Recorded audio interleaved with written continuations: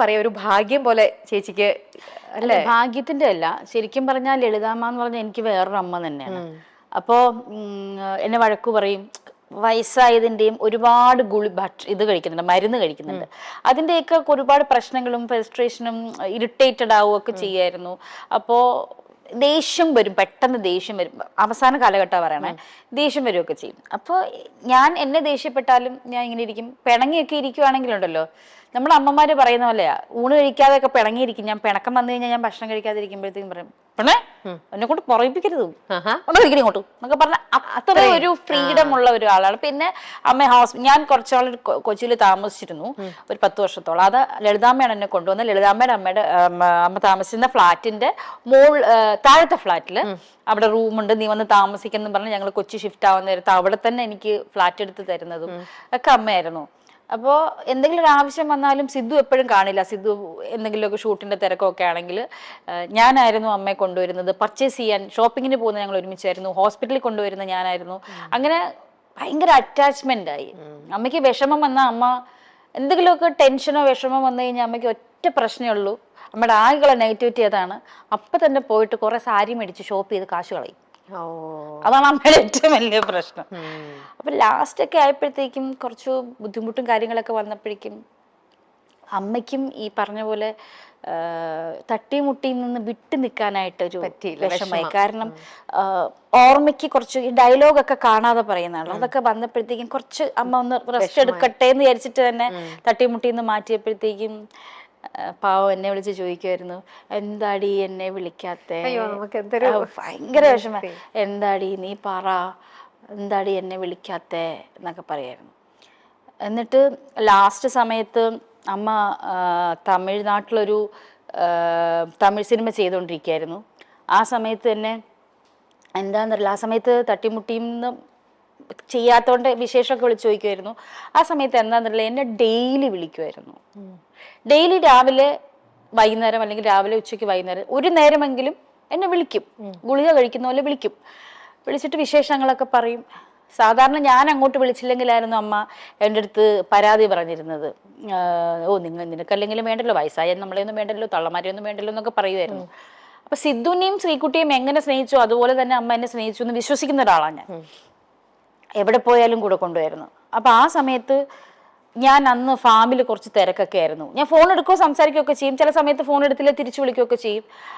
പക്ഷെ ആ സമയം ആയതുകൊണ്ട് ഞാൻ എപ്പോഴും ഫോൺ എടുക്കുമായിരുന്നു. എടുത്ത് സംസാരിച്ച് പറഞ്ഞത് തന്നെ ചിലപ്പോൾ പിന്നെയും പറയും. അപ്പൊ കൂടെയുള്ള സ്ത്രീ പറയായിരുന്നു, എന്തിനാ ആ കുട്ടി എപ്പോഴും ഇങ്ങനെ വിളിക്കണേ, അതെന്തെങ്കിലും തിരക്കിലാവില്ലേ എന്ന് പറഞ്ഞപ്പോൾ ഒരു ദിവസം ചീത്ത പറഞ്ഞു എന്ന് പറഞ്ഞു.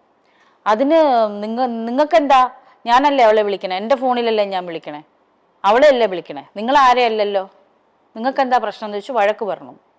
അത് ഇവർ തന്നെയാ പറഞ്ഞേ, അങ്ങനെ എന്നെ അടുത്ത് പറഞ്ഞിരുന്നു എന്ന്. അപ്പോൾ 3-4 ദിവസം കഴിഞ്ഞപ്പോൾ എനിക്ക് കോള് വരുന്നില്ല.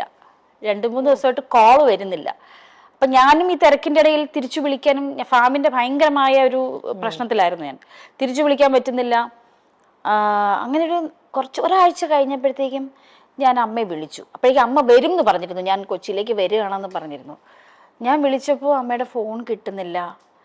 അത് കഴിഞ്ഞ് ഞാൻ ആരോ ഇങ്ങനെ ഞാൻ വിളിച്ചു, ശ്രീകുട്ടിയോ സിദ്ധു ആരെയും വിളിച്ചപ്പോഴാണ് പറഞ്ഞത് അമ്മ ഹോസ്പിറ്റലൈസ്ഡ് ആണ്. ചേച്ചിക്ക് അന്നേരം ഭയങ്കര ഒരു പെയിൻ ആയിരുന്നിരിക്കും അല്ലേ? എനിക്ക് ഭയങ്കര പെയിൻ എന്നതിലുപരി ഞാൻ 2 ദിവസം കഴിഞ്ഞപ്പോ എന്തുകൊണ്ട് വിളിച്ചില്ല എന്നൊരു ഇതായി. കാരണം അപ്പോഴേക്കും ആരെയും കേറ്റാത്ത അവസ്ഥയിലായി അമ്മ. ഹോസ്പിറ്റലിൽ കുറച്ച് സീരിയസ് ആയിട്ടായി, ആരും കേറ്റില്ല, അങ്ങനെ ഒരു അവസ്ഥ. ഞാൻ വിളിച്ചു ചോദിച്ചു, ശ്രീകുട്ടിയെ വിളിച്ചു ചോദിച്ചു, പറഞ്ഞില്ല ചേച്ചി ആരും കേറ്റുന്നില്ല, ഞങ്ങളെപ്പോലും കേറ്റുന്നില്ല. അപ്പൊ എനിക്കൊന്ന് കാണാൻ പോലും എനിക്ക് അമ്മയെ പറ്റിയില്ല. അതെനിക്ക് ഭയങ്കര വിഷമായി. അത് കഴിഞ്ഞ് ഹോസ്പിറ്റലിൽ നിന്ന് വീട്ടിൽ വന്ന് കുറച്ച് നാൾ കിടന്നല്ലോ, അന്ന് ഞാൻ പോയി കണ്ടു. പക്ഷെ ആ കണ്ടത് നമ്മുടെ അമ്മയല്ലായിരുന്നു. ശരിക്കും നമുക്ക് ആ ഒരു എനിക്കും തന്നെ വിഷമം വരുന്നു, അത് റിലേറ്റ് ചെയ്യാൻ പറ്റുന്നുണ്ട് കറക്റ്റായിട്ട്. ഞാൻ ആദ്യം വിളിക്കുമ്പോൾ സിദ്ധു പറഞ്ഞു, ചേച്ചി അത് വേണോ, കാരണം അമ്മയുടെ ഒരു നല്ല മുഖം നമ്മുടെ മനസ്സിലുണ്ട്. അപ്പൊ ചേച്ചി അത് വേണോ? അപ്പൊ ഞാൻ പറഞ്ഞു, ഇല്ല സിദ്ധു എനിക്കൊന്ന് കാണണം എന്ന് പറഞ്ഞു. സിദ്ധു ഫോൺ വെച്ചു. കാണണം, വേണ്ട ചേച്ചി കാണണ്ടെന്ന് പറഞ്ഞു. ശരി സിദ്ധു എന്നാ വേണ്ട, കാരണം നമ്മൾ അവന്റെ സിറ്റുവേഷൻ മനസ്സിലാക്കണം. അവൻ എന്തിലൂടെ കടന്നു പോകുന്നു, സിദ്ധു എന്തിലൂടെ കടന്നു പോകുന്നു എന്നുള്ള മനസ്സിലാക്കണം. പലരും വന്ന് സിദ്ധുവിനെ ഒരുപാട് പറഞ്ഞു, ആരും കാണിക്കുന്നില്ല അങ്ങനെ എങ്ങനെയെന്നൊക്കെ. പക്ഷെ ഒരു മക്കൾ എന്നുള്ള രീതിയിൽ നമ്മൾ ചിന്തിക്കുമ്പോൾ നമ്മുടെ അമ്മ എങ്ങനെ ആണെങ്കിൽ അങ്ങനെ ആയിരിക്കും നമ്മൾ പെരുമാറുക. മാത്രമല്ല വയ്യാതെ നടക്കുന്ന ഒരു സ്ത്രീയല്ലേ. അത് കഴിഞ്ഞ് ഉച്ച കഴിഞ്ഞപ്പോൾ സിദ്ധു എന്നെ തിരിച്ചു വിളിച്ചിട്ട് പറഞ്ഞു, ചേച്ചി ഐ എം സോറി, ഞാൻ ചേച്ചി അമ്മയും തമ്മിലുള്ള റിലേഷൻ മറന്നുപോയി. ഐ എം സോറി, ചേച്ചി വാ,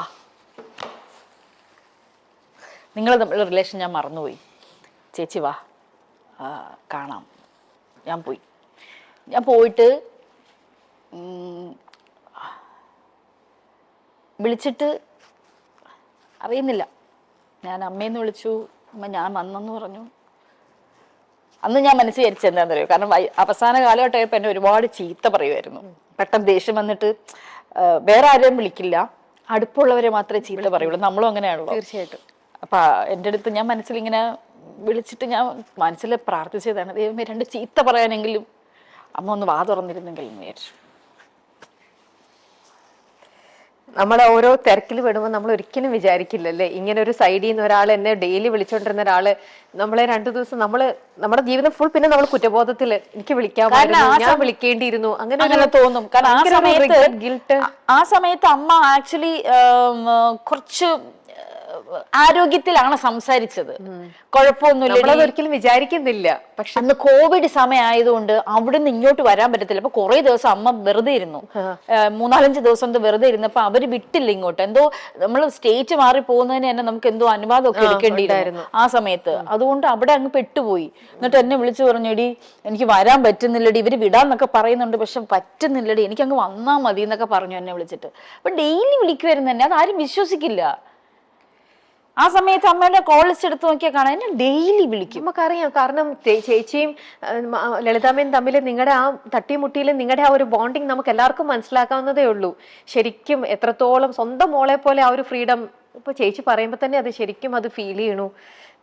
നമുക്കിനിയിപ്പോ ഒന്നും ചെയ്യാൻ പറ്റില്ല. നമ്മൾക്കിപ്പം എന്താ പറയാ, അമ്മ സ്വന്തം അമ്മമാര് ചെയ്യുന്ന പോലെ തന്നെ മക്കളെ കൊണ്ട് ഓരോന്ന് ചെയ്യിക്കുന്ന പോലെ തന്നെ KSF-ല് ചിട്ടി ചേർപ്പിച്ചത് ലളിതാമ്മയാണ്, ഹെൽത്ത് ഇൻഷുറൻസ് എടുപ്പിച്ചത് ലളിതാമ്മയാണ്. എനിക്കൊന്നും ഉണ്ടായിരുന്നില്ല. പിന്നെ ഈ കലാകാരന്മാർക്കുള്ള ക്ഷേമനിധി, അങ്ങനെ കുറെ സാധനങ്ങൾ പറഞ്ഞു, നീ ഇതെല്ലാം ഇപ്പൊ എടുത്ത് വെക്കണം, നിനക്കിപ്പോൾ ആവശ്യം കാണില്ല, പക്ഷെ നീ ഇതെല്ലാം എടുത്ത് വെക്കണം, നിനക്ക് ഭാവിയിൽ ആവശ്യം വരും എന്ന് പറഞ്ഞിട്ട് എന്നെ കൊണ്ട് നിർബന്ധിച്ചെടുപ്പിച്ചത് അമ്മയാണ്.